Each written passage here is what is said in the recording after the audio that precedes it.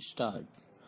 सरदार साहब के इसी संवाद से एकीकरण की शक्ति को समझते हुए इन राजा रजवाड़ों ने अपने राज्यों का विलय लिया था। देखते ही देखते भारत एक हो गया। सरदार साहब के इसी संवाद से एकीकरण की शक्ति को समझते हुए इन राजा रजवाड़ों ने अपने राज्यों का विलय लिया था।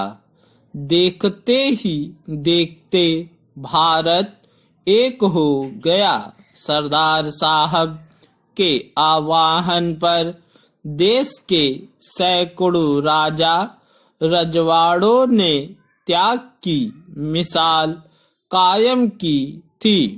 हमें राजा रजवाड़ों के इस त्याग को भी कभी नहीं भूलना चाहिए और मेरा एक सपना भी है कि इसी स्थान के साथ जोड़ करके यह 550 से अधिक जो राजा रजवाड़े थे उन्होंने देश के एकीकरण के लिए जो कदम उठाए थे उसका भी एक वर्चुअल म्यूजियम तैयार हो, ताकि आने वाली पीढ़ी को आज लोकतांत्रिक पद्धति से एक तहसील का अध्यक्ष चुना जाए और उसको कहा जाए कि भाई 1 साल पहले छोड़ दो तो बड़ा तूफान खड़ा हो जाता है।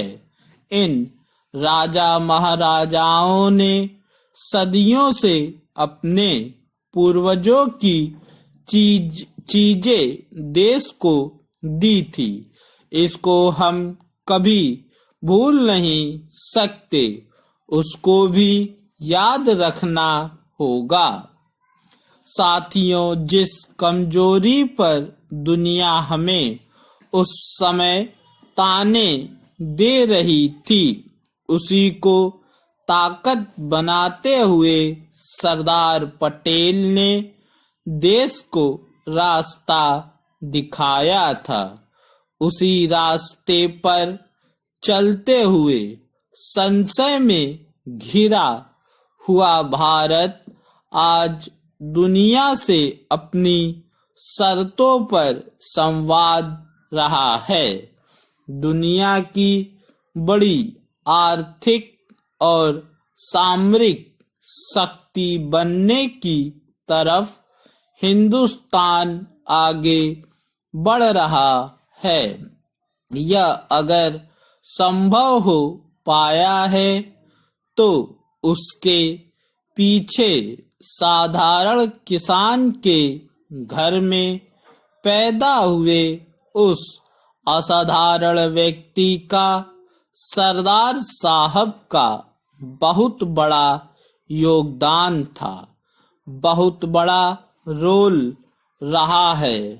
चाहे जितना दबाव क्यों ना हो, कितने ही मतभेद क्यों ना हो, प्रशासन में गणेश को कैसे स्थापित किया जाता, यह सरदार साहब ने करके दिखाया।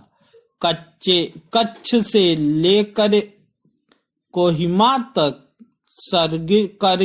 करगिल से लेकर के कन्याकुमारी तक आज अगर बेरोक टोक हम जा पा रहे हैं तो यह सरदार साहब की वजह से, उनके संकल्प से ही संभव हो पाया है।